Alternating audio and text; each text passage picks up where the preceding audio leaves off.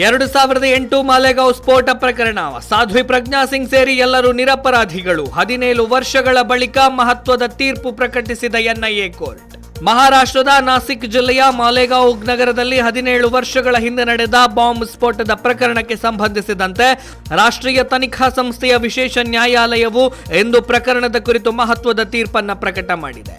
ಮುಂಬೈನ ವಿಶೇಷ ಎನ್ಐಎ ನ್ಯಾಯಾಲಯವು ಪ್ರಕರಣದಲ್ಲಿ ಆರೋಪಿಯಾಗಿದ್ದ ಮಾಜಿ ಬಿಜೆಪಿ ಸಂಸದೆ ಸಾಧ್ವಿ ಪ್ರಜ್ಞಾ ಸಿಂಗ್ ಠಾಕೂರ್ ಮತ್ತು ಮಾಜಿ ಸೇನಾಧಿಕಾರಿ ಲೆಫ್ಟಿನೆಂಟ್ ಕರ್ನಲ್ ಪ್ರಸಾದ್ ಶ್ರೀಕಾಂತ್ ಪುರೋಹಿತ್ ಸೇರಿದಂತೆ ಎಲ್ಲ 7 ಮಂದಿ ಆರೋಪಿಗಳನ್ನ ಸೂಕ್ತ ಸಾಕ್ಷ್ಯಾಧಾರಗಳು ಇಲ್ಲದ ಕಾರಣ ನಿರಪರಾಧಿಗಳು ಎಂದು ಘೋಷಿಸಿದೆ.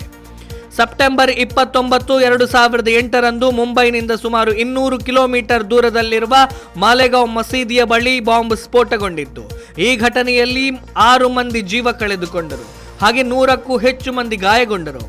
ಮಹಾರಾಷ್ಟ್ರ ಭಯೋತ್ಪಾದನಾ ನಿಗ್ರಹ ದಳ ATS ಆರಂಭದಲ್ಲಿ ತನಿಖೆಯ ನೇತೃತ್ವ ವಹಿಸಿತ್ತು. 2011ರಲ್ಲಿ ರಾಷ್ಟ್ರೀಯ ತನಿಖಾ ಸಂಸ್ಥೆ ತನಿಖೆಯನ್ನು ವಹಿಸಿಕೊಂಡಾಗ ಪ್ರಕರಣವು ಮಹತ್ವದ ತಿರುವು ಪಡೆದುಕೊಂಡಿತ್ತು. ಭೋಪಾಲ್ನ ಮಾಜಿ ಬಿಜೆಪಿ ಸಂಸದೆ ಪ್ರಜ್ಞಾ ಸಿಂಗ್ ಠಾಕೂರ್ ಅವರ ಮೇಲೆ ಸ್ಫೋಟಕ್ಕೆ ಬಳಸಲಾದ ಮೋಟಾರ್ ಸೈಕಲ್ ಒದಗಿಸಿದ ಆರೋಪ ಹೊರಿಸಲಾಗಿತ್ತು.